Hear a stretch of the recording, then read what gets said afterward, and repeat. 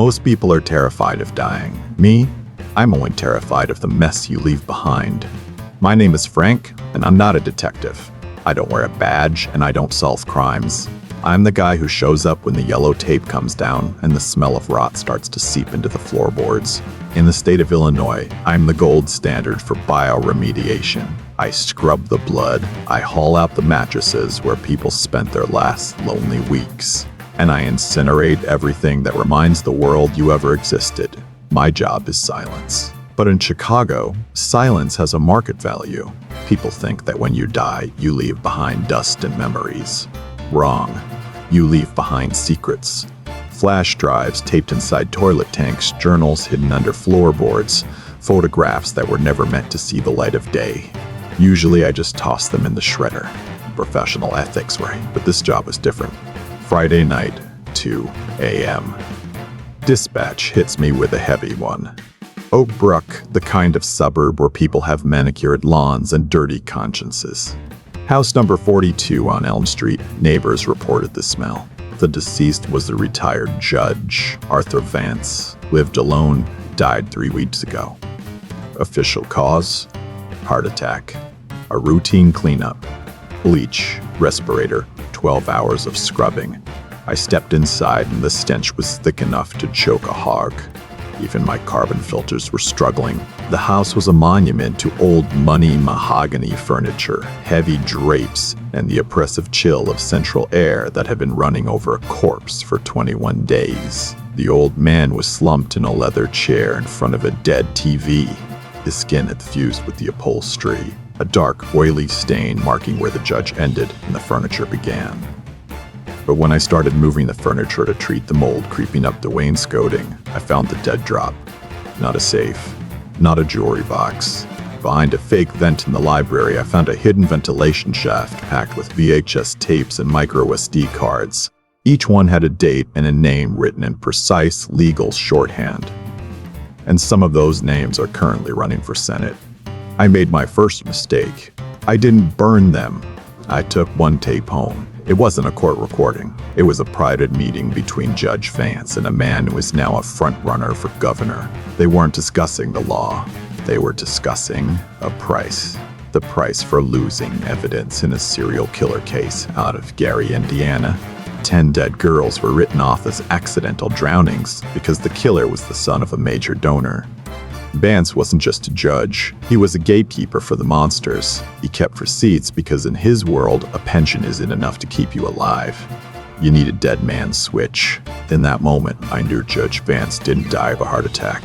He was switched off like a desk lamp, and I was next on the list. 2 hours after I cleared the scene, the air felt different. I was driving my white cleanup van down I-290, the smell of bleach still stinging my nostrils, when I noticed the headlights. 2 black SUVs, perfectly spaced, following my lane changes without using their blinkers. No sirens, no badges, just guys in tactical gear with suppressed subcompacts. In the trade, we call them correction teams. When the elite make a mistake, these guys fix it. I hit the gas, pushing the old Chevy van to its limit. They didn't try to pull me over. They tried to pit maneuver me into a concrete pillar. I slammed the brakes, feeling the anti-lock system shudder under my boots. The SUV on my left overshot, and I rammed into its rear quarter panel, sending it spinning into the median. The second one stayed glued to my bumper. I swerved off the expressway into the industrial labyrinth of the near west side. This was my turf. I knew every dead-end alley and every crumbling warehouse. I led them into a narrow passage behind a meatpacking plant. I knew there was a loading dock with a steep drop-off at the end. I switched off my headlights, relying on the dim orange glow of the street lamps, and floored it. At the last second, I yanked the emergency brake, sliding the van sideways.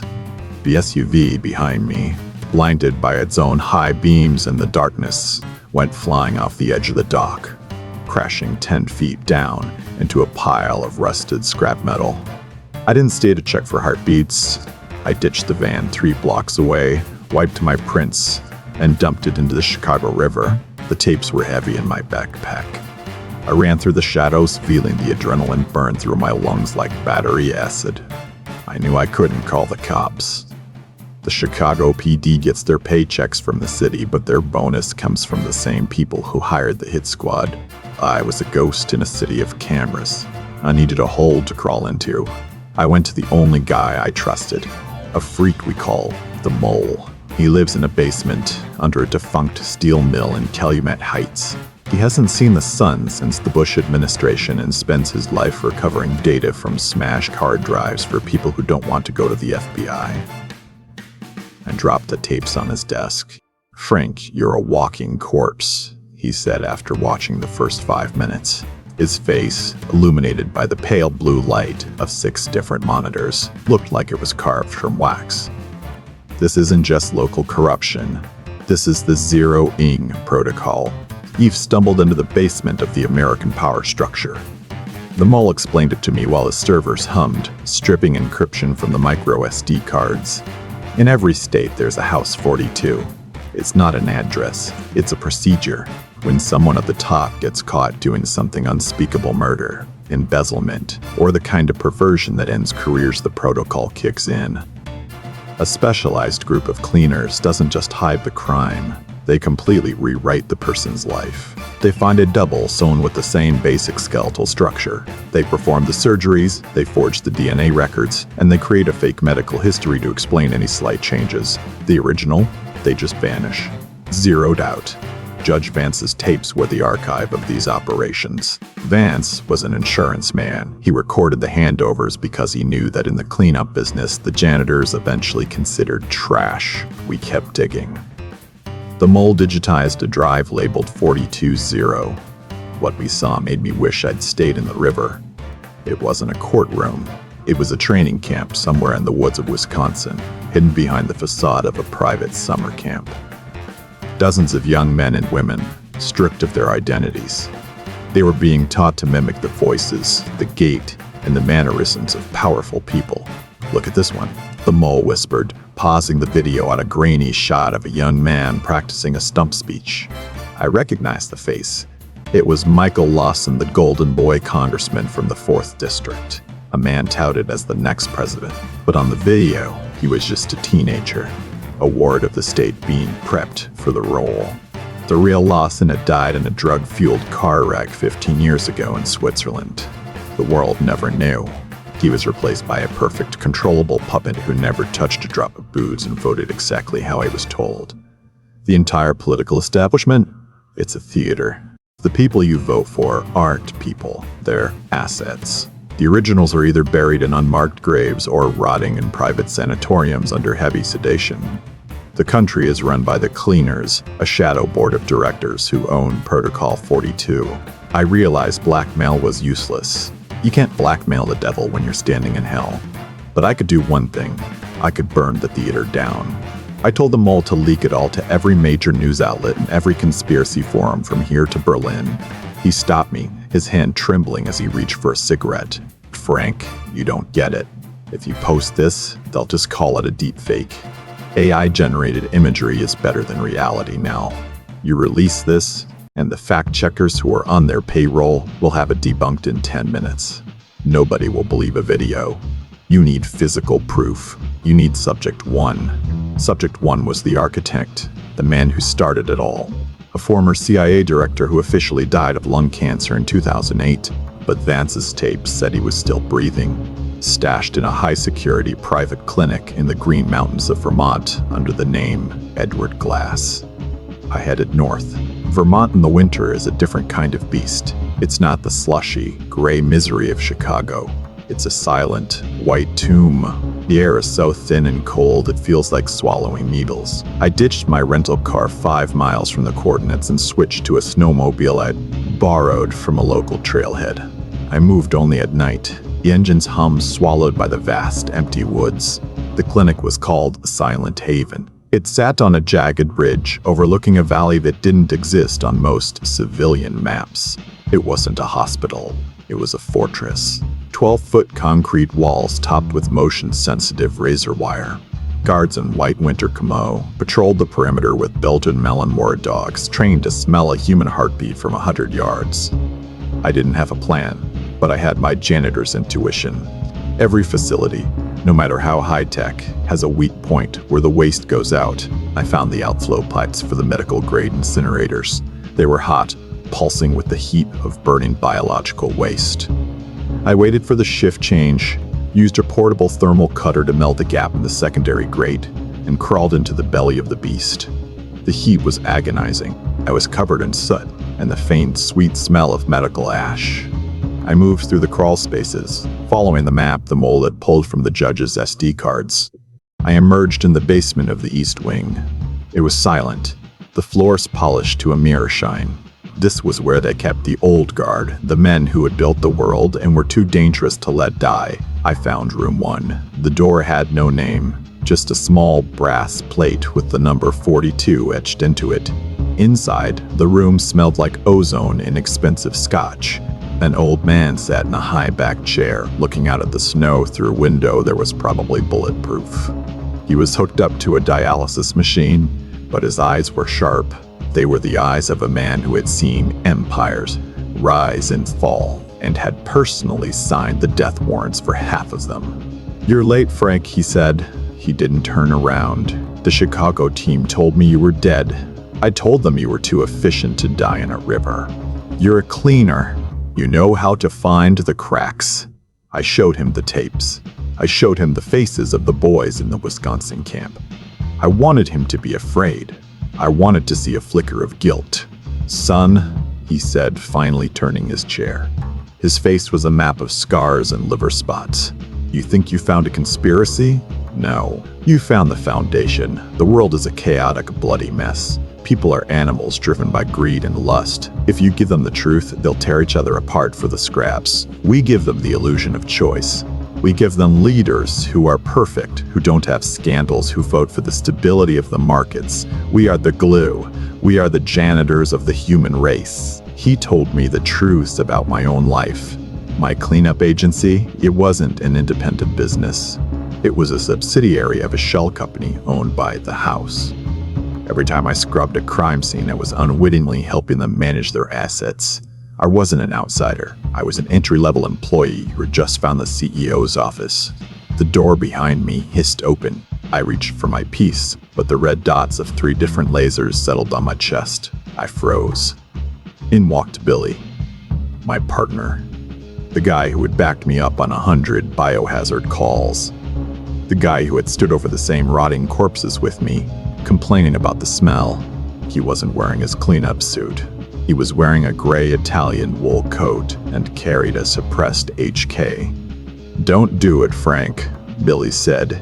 His voice was calm, almost bored. "It's over. You passed the test." "Test?" I spat. "You killed the judge.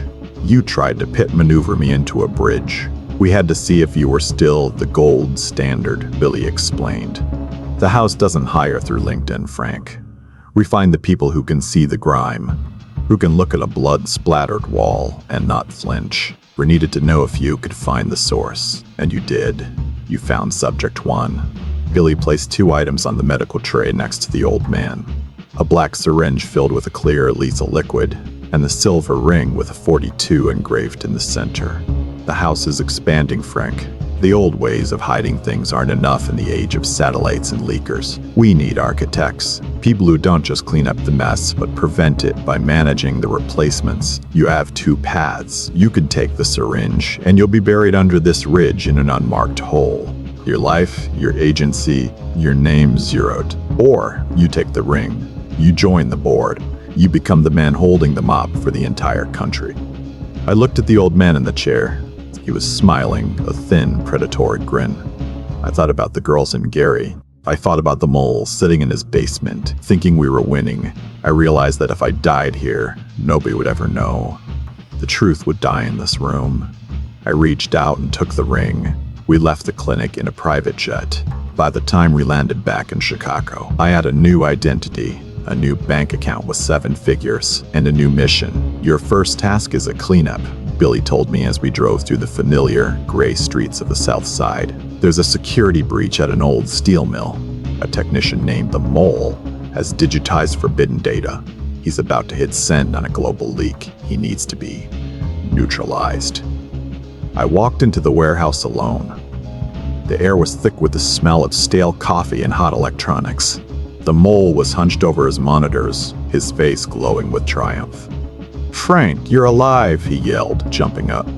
"I got the upload at 98%. The whole world is about to see the Wisconsin camp. We're winning, man. We're actually winning." I looked at him. He was the only person who had ever truly known me. He had saved my life. But I was an architect now, and the architect knows that one life is nothing compared to the stability of the system. "I'm sorry, buddy," I whispered. "I didn't use the gun. I used a pressurized sedative jab to his carotid artery. He didn't even feel the needle. He just looked confused for a second. Then his eyes rolled back, and he slumped into his chair. He died, believing he was a hero. I sat at his terminal. I watched the progress bar hit 99%. Then I entered the admin override code Billy had given me. Protocol 42. The screen went black. The servers began a physical wipe, the hard drives grinding themselves into dust inside their casings. I walked out of the mill as the first flames started to lick the ceiling. I called the cleanup crew. My old guys. Code red, I told them. Biological threat. Incinerate everything. Official report, meth lab explosion. No survivors. It's been 6 months. I don't wear a respirator anymore. I wear a suit that costs more than my old van. I live in a penthouse in DC, overlooking the Potomac. I have a title that sounds boring and bureaucratic, but my real work happens in the basements of power. Every morning I sit at my desk and review the inconvenience reports. A journalist in Seattle is getting too close to a local land grab. A senator in Florida is having second thoughts about a bill. A witness in a high-profile murder trial has a memory that's too sharp. I don't clean floors anymore. I clean realities. I decide who gets a correction, a scandal, a sudden illness, a career-ending leak, and who gets zeroed. I saw my own file on Billy's desk yesterday. It's part of the game, a reminder that in this business, the janitor is always one mistake away from being the trash. You stay useful or you stay dead. The American public sleeps soundly because they believe the world makes sense. They believe the Golden Boy congressman actually cares about their schools. They believe the news is telling them what happened. They don't want to know that the man they voted for is a replacement with a forged soul. They don't want to know that the truth is tucked away in a ventilation shaft in a dead judge's house. Sometimes late at night, I can still smell the bleach. It's in the back of my throat, a chemical ghost. I look at the ring on my finger, and I wonder if the Frank who ran through the industrial zones is still alive somewhere deep inside me, screaming. But then I look at the reports, I see the stability we've created, and I pick up my stamp. Watch your neighbor. Watch the person behind the podium. Watch the face in the mirror. Are you sure you know who they are? Or is it just a version of them that I've approved for your viewing pleasure? Don't go digging in the vents. Don't look too closely at the accidents. Just keep your lawns manicured and your consciences dirty. We'll take care of the rest. After all, someone has to keep this place clean. Silence. It's the only sound that matters now.